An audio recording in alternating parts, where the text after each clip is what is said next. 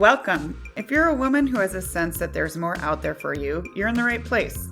I'm Whitney Baker, host of the Electric Ideas podcast. Somewhere along the line of work and kids, life carried on, but I lost track of my truth. I'm on a reflective journey, and that's what this podcast is all about.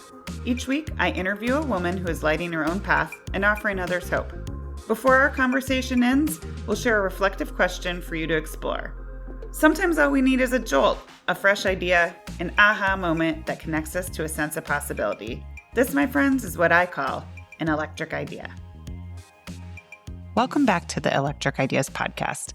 I'm your host, Whitney Baker, and today's episode is a mini jolt, a short episode where I share perspective, tips, and tools to help you feel more lit up in your everyday life as a modern mom. Today, we are going to talk about the transformative power of play and one of my favorite practices for weaving it into our everyday lives. So in the Northern Hemisphere, we are shifting past summer and into fall. Many of us are feeling that back to school, buckling down type energy, especially moms who are straddling professional and personal callings and kids and households. I like autumn and I like changing seasons and reflecting on what it means for us individually and collectively. And parts of me enjoy this shift in the fall season back to a bit more structure and routines. All the fresh notebooks and sharpened pencils feel like fresh possibilities for everyone.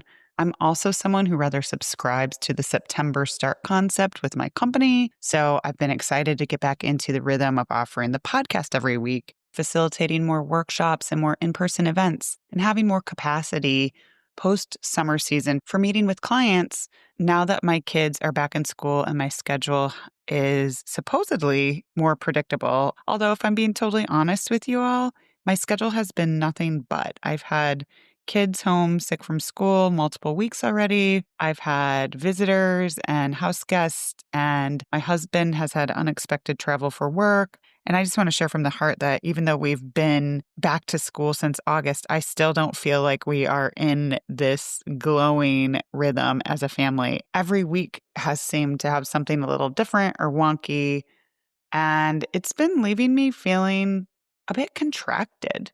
Lots of reshuffling schedules. I don't know about you, but my kids are also already complaining about being tired of school, bored at school, even though we're not even through the first quarter. Like most moms, I'm trying to be thoughtful about setting the tone for the school year with things like bedtimes, screen times, when we're doing our homework and our chores, when on earth we're going to cook and eat dinner, given the logistical puzzle of shuttling kids to evening activities. We also have aging members of our extended family who need more care and support right now, too, which I know is common at this stage of life. So, moms, I see you, I am you. It's a lot, and I'm not loving in this moment how it feels in my body. I'm noticing more tension in my neck and shoulders. I've noticed achiness and tightness in places in my body where I have had past injuries. And I've noticed through my daily meditation practice that my mind is more agitated than usual, which is a red flag I've learned to pay attention to. During these times of noticing, I call on my own teachings and tools to see how I can listen to my life and intervene. I like to say that I teach from the trenches. I teach from a place of knowing, because while I can't imagine not having this arsenal of teachings and tools in my life, I'm also sharing them with you as I traverse the messy, high-demand middlehood of motherhood, but also acknowledges that I can stay self-connected. I can listen to myself before things go off the rails. Many wisdom traditions characterize the way your soul works to catch your attention through discomfort. First, it's a whisper that, left ignored, will turn into a louder knock. So that's where I'm at right now. My body is whispering that something is out of alignment. As women, when we override these whispers by working harder, working through it, numbing, neglecting, it often escalates into a bigger situation that we can't ignore. Through many years of self-connection practices, I've learned to try to honor myself and get curious when these first whispers of new physical pain or mental turbulence start showing up. I remind myself, like I am right now, that the body whispers before it screams. And paying attention to these subtle signals is one way we can become more self-honoring right in the middle of our demanding daily lives as moms. So, through journaling and other contemplative practices, I've been asking myself questions like, what's going on? What do you need? Where are you living out of alignment? What are you telling me? Like I said, for most moms, there are likely real everyday reasons why you might be experiencing heightened stress and tension. But through this self honoring dialogue with self that I'm always in, what came up for me was that I shut play out too quickly with the summer season. So, summer for many of us is a season with such a natural invitation to be playful. I facilitated a summer joy challenge, and it was easy and fun and inspired to share practices each week to help moms in the Electric Ideas community relish the summer season. I'm definitely doing it again. People loved it. There's more sunshine, there's often more pockets of open space on the calendar. So, while fall naturally signals shorter days, a bit more grounded inward energy, I'm choosing to listen to myself and this nudge to remember my knowing that play is a portal to presence for me and for moms. And often play is this way that we embrace this sense of aliveness and being that we mourn not having once we become adults, but that we also can't always pinpoint as missing in our routine driven mom lives. Play can be such a balm for the soul for busy moms who are juggling deadlines and logistics and the serious matters of adulthood. You guys, I was unexpectedly in the hospital last night with my daughter because of a migraine she was having. She's going to be okay, but I'm bringing this up because I haven't encountered in my work any middle aged moms who don't have something heavy on their heart and mind most of the time. It's very easy for play to fall off the list as something utterly frivolous. But I've learned for me, it's essential if I want to be a woman who shows up for my callings and also wants to have light in her eyes when she hangs out with her family. So I'm remembering and regrounding myself in play right now. And this is your invitation to see if you can open up to this as well. So let's talk about what play actually is for moms, why it's important, and then I'll share the simple practice that I'm doubling down on for integrating play into my regular routine, even when I recognize the realities you all are up against: the interrupted schedules, the hiccups, the stress bombs, the meltdowns, the messes that come with motherhood.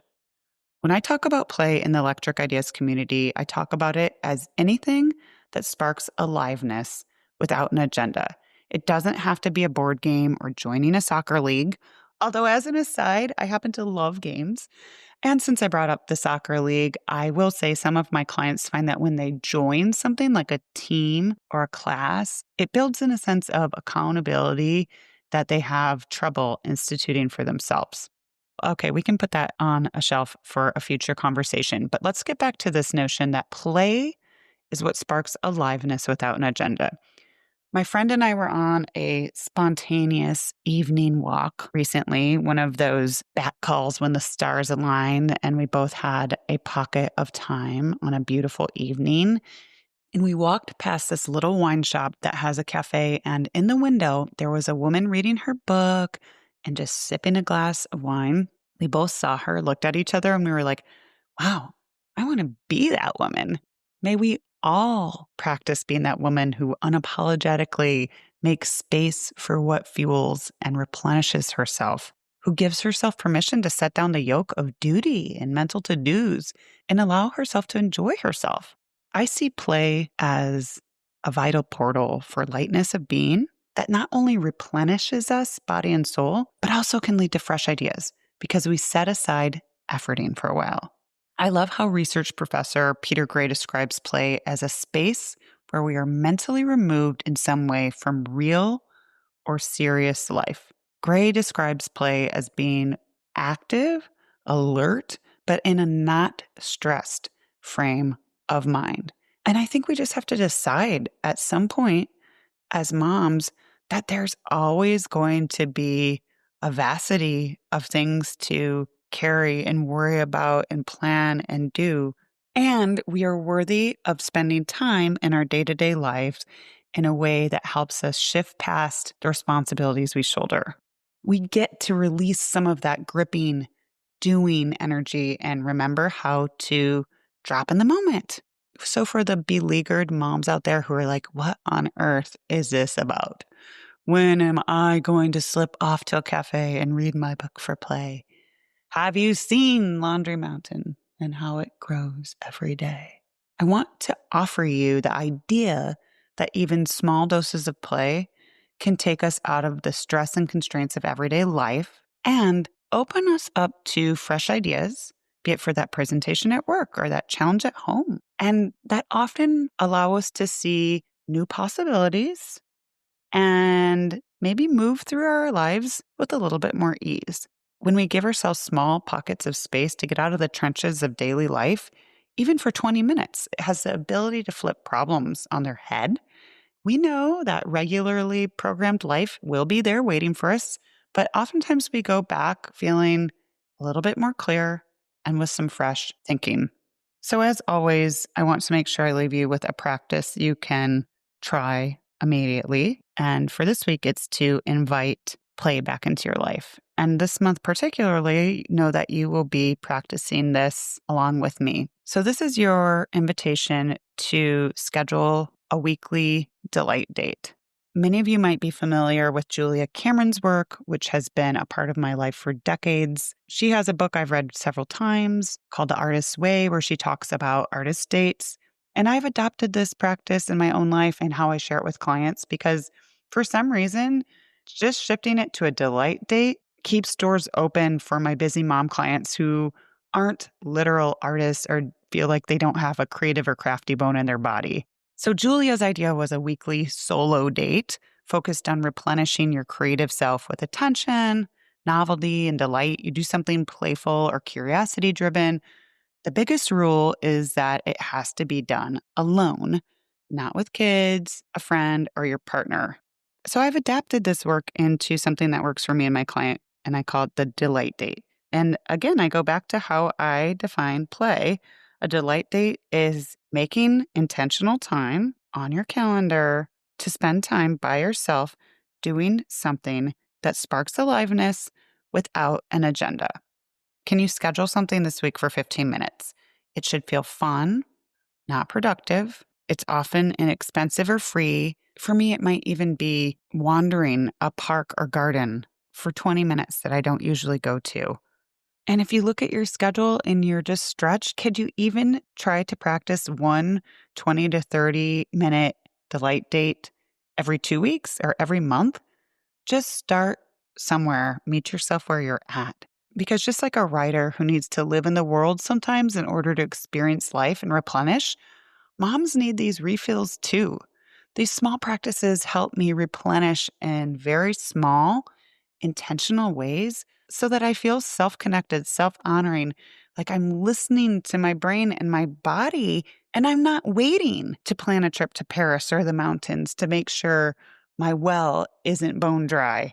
I'm taking self-responsibility. And despite the true busyness and demands of everyday life and modern motherhood, I'm creating small self-honoring rhythms, including doubling down on my practice of incorporating delight dates into my weeks because they do shift the needle.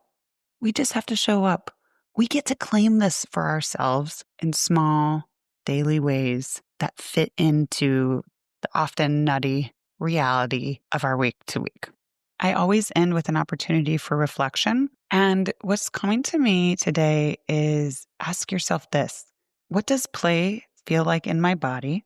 And can I claim an hour or at least a 15-minute window for a delight date this week? And remember and practice the way play feels in my body. Thank you for tuning in to this episode of the Electric Ideas podcast. I wanted to quickly share that over the past years, I've done a lot of group coaching, group facilitating, and in the past year, I've had more and more people reach out to me and ask if I do one-on-one coaching.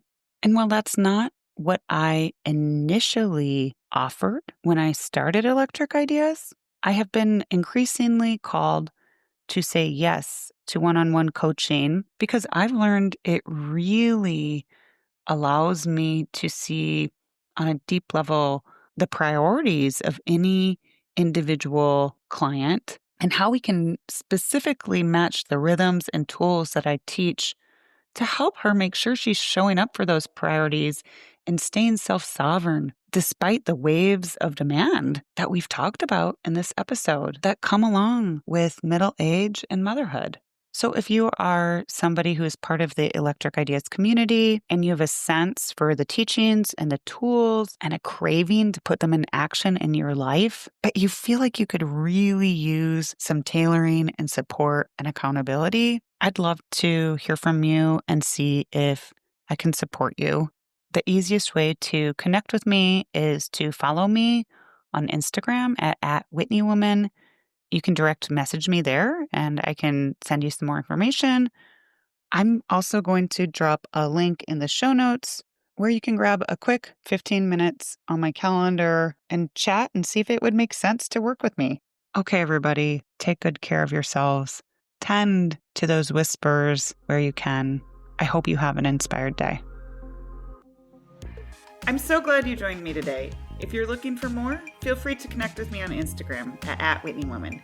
And if you enjoyed the show, I invite you to support me by leaving a review or sharing it with a friend. Hope you have an inspired day.